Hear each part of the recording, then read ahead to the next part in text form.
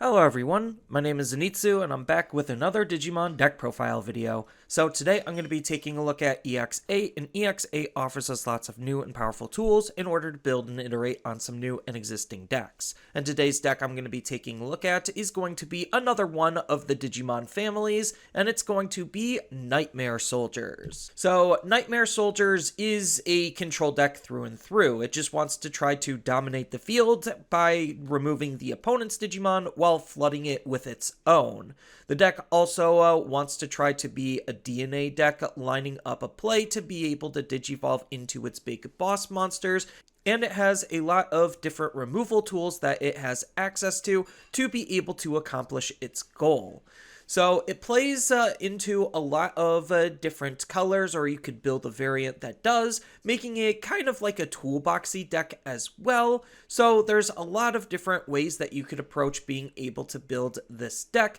which makes it a really interesting deck to have. So the three main ways that you could build this deck is going to be dark animals. So utilizing just the dark animal engine that we've seen a million times and a half already. We could build pure Nightmare Soldiers, which is just using only Nightmare Soldiers cards, or you could even take the deck into a more DNA approach, focused mostly on trying to line up your DNA plays, which is the variant that I'm going to be covering in this video, just because this is one of the more interesting ones in my perspective. So the biggest weakness of the deck is it really doesn't have a lot of meaningful protections, so your Digimon are most likely going to end up being vulnerable to the opponent's removal, and the deck also likes the opponent having Digimon on the field to be able to interact with, because it's a control deck, and if there's nothing to control, then you're not really doing much of anything in order to gain extra benefit or value off of the majority of your card. So, with all that in mind, I don't necessarily recommend this on a highly competitive level. This is just a more casual deck for fun at the end of the day. So with all that said and done, let's just dive right into the deck profile and see what we're working with. Starting with the Digitamas, because I am going to be running a DNA-based deck, I am going to still have to run a lot of Nightmare Soldiers cards, so I'm kind of just forced to run the only Nightmare Soldier egg, which is going to be Demi-Meramon. Then when it comes to the level 3s, I'm going to, again, play mostly into Nightmare Soldiers. I'm taking my DNA approach to be more focused on yellow and purple, because we already have a decent amount of yellow-purple support. So as a result, I'm going to be running 4 copies of the EX08 Tamers. This is not only just a Nightmare Soldier, so it can digivolve on our egg, but it's also a memory blocking floodgate, so it really is a good card to have sit on the field to try to slow the opponent's overall game plan and progression down. Then I'm also going to be running 4 copies of the EX8 Devimon. So this is the stereotypical Nightmare Soldier searcher, but it also can help search for Fallen Angel cards, which we do have a couple of Fallen Angels that we're running outside of Nightmare Soldiers, making it another really good card for the deck overall. Then the inheritable ability is just a simple when attacking ability to allow us to draw 1 card and discard 1 card when we're attacking with our Digimon once per turn. Then the last rookie is kind of a flex spot, but because I am a more DNA focused build, I'm going to be running 4 copies of the starter deck at 10 Salamon. The inheritable ability is what we're trying to gain out of this card, where at the end of our turn, it allows us to DNA Digivolve. Then when it comes to the level 4s, the primary level 4 actually is going to be 4 copies of Apemon. So this is one of the best cards for this deck when it comes to the lower level Digimon, because it's a level 4 that has a play cost of 3, so it triggers with a lot of our higher end Nightmare Soldiers cards, on top of the fact that it could still Digivolve on top of any of our rookies, which is really good. And the last important thing is it's just adding some extra control with its inheritable ability, giving one of our opponent's Digimon minus 2000 DP for the turn. So it's not the premium DP reduction, but it's still nice to have the extra reduction nonetheless when we're attacking with our higher stage Digimon.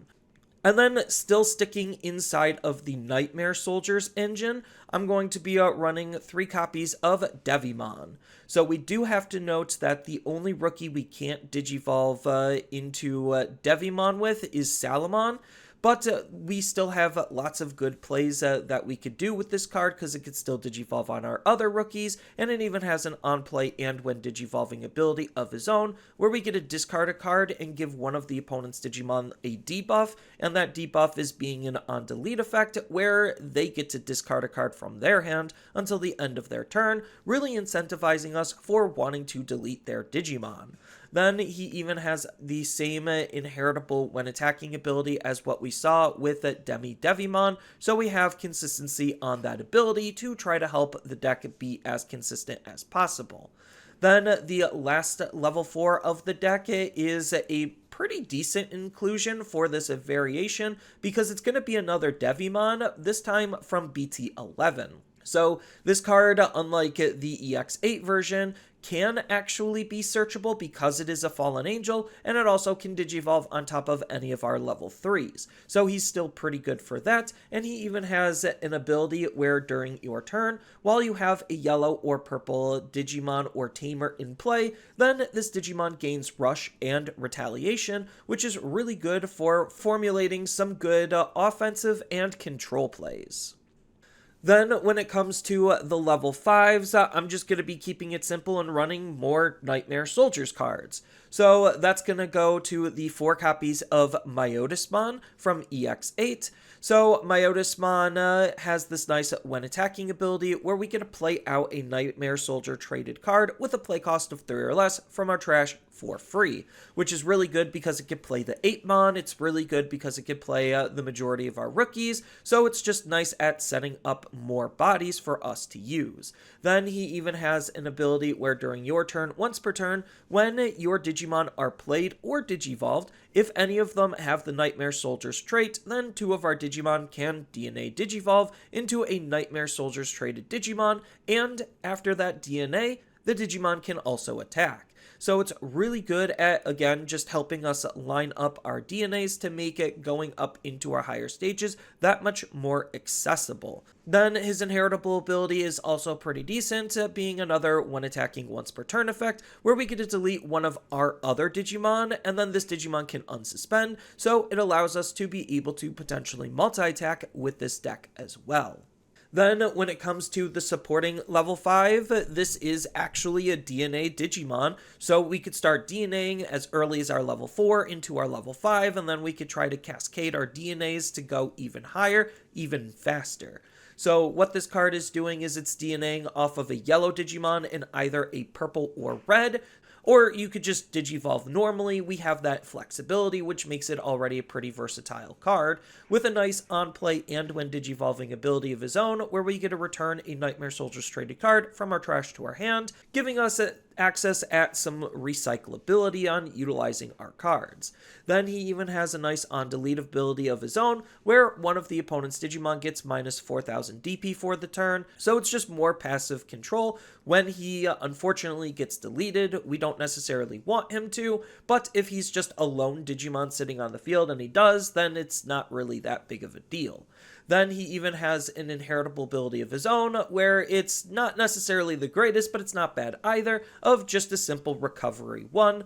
so it allows us to be able to maintain our overall health, which keeps us in the game a little bit longer. And then when it comes to the level 6s, this is where things can get interesting, and we do have a decent amount of flexibility. So when it comes to the flexible supporting level 6, that could kind of just be whatever you want it to be. It could be another Nightmare Soldiers card, or it could just be something that just is fitting on brand or on theme with the overall flow of the deck. So that's why I'm going to be using 1 copy of Anubismon, because he's so good he's limited to 1, and he just helps set up our secondary body or just extra bodies while being a good removal card in of himself because of his when Digivolving ability, or we could activate this during our main phase. Once per turn, we get to discard up to 3 cards from our hand,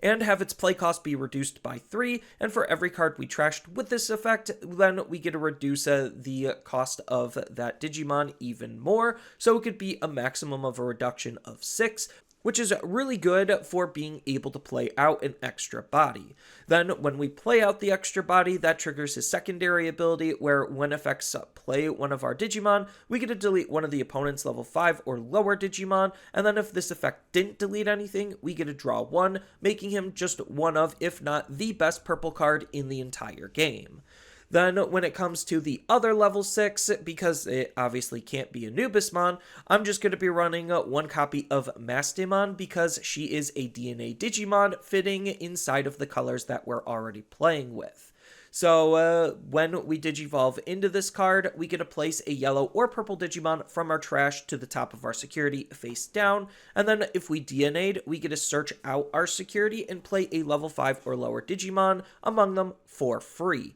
which is really good, again, at just spawning that extra body to be able to utilize in various different purposes.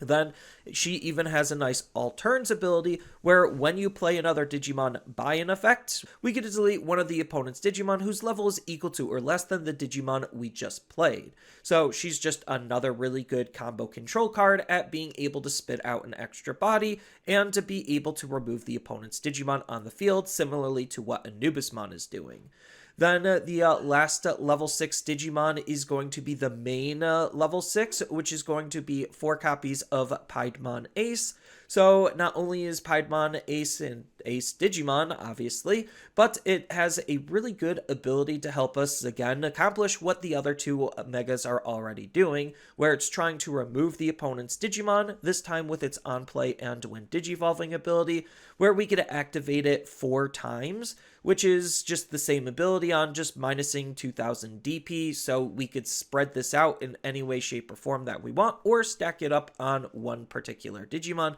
to try to get a lot of DP reduction. Then its all turns ability, it triggers once per turn, where when another Digimon is deleted, that's when we get to play out a level 4 or lower Nightmare Soldiers traded Digimon from our trash for free. So it's taking the opposite approach of the other two, where they're playing a body to remove a body. This is removing a body to play a body, but it's still a very strong card nonetheless. And then when it comes to the level 7s, I'm going to be running 3 copies of the big boss monster himself, which is going to be Bolt Boutmon. So Bolt Boutmon has 2 different ways that we could DNA Digivolve. We could either do it name-based with Piedmon and Myotismon, or we could do it color-based utilizing purple and black, or yellow and green. But regardless on how we Digivolve into him, he has a really powerful when Digivolving ability to de-Digivolve 3 on one of the opponent's Digimon, which is the best form of soft removal in the game, but that's not all, because he then applies basically a Ruin Mode-like ability to just blanket minus 6k to all of the opponent's Digimon on the field. Then, if this card is DNA'd, we also get to play a total worth of 10 play cost of Nightmare Soldiers traded cards from our trash for free. So again, just remove a body and play a body. That's kind of just the theme of this deck. And during all turns, when another Digimon is deleted, we also get to trash the top card of the opponent's security stack, so it really incentivizes us for wanting to remove the opponent's Digimon, because, safe and free checks is never a bad thing. So when it comes to the Tamers, we could kind of just play whatever Tamers you feel like best fits the deck based on the build that you're playing with, but because I am a DNA-based deck, I am trying to play a little bit into that, so that's why I'm playing at least 2 copies of Yoli and Kari. So Yoli and Kari is a pretty decent card for this deck, not only for its ability where during your turn, when one of your Digimon digivolves into a red or yellow Digimon, we get to suspend this Tamer to gain a memory. So it's not the most useful at gaining a memory all the time, but it does on our higher stages, which is where it really matters. Then if we DNA digivolve, one of the opponent's Digimon gets minus 3000 DP for the turn, so it's just increasing the overall effectiveness of our removal possibilities. Then she also has a start of main ability that we actually can take advantage of because we get to play a Salamon from our hand for free. So even though it's not playing all of our rookies, the fact that it still has something to play out for free to line up that second stack